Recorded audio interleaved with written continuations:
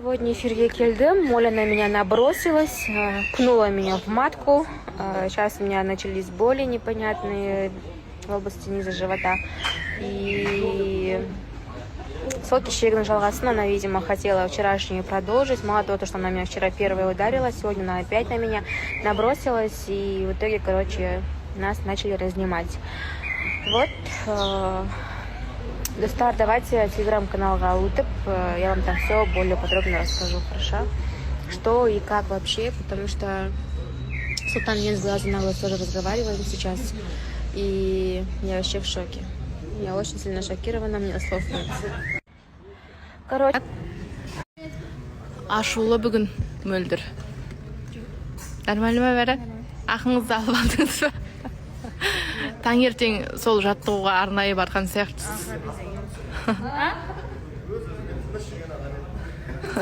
Просто мен айтып тұра сен ана видеода дұрыс емес жерін салып қойыпсыздар.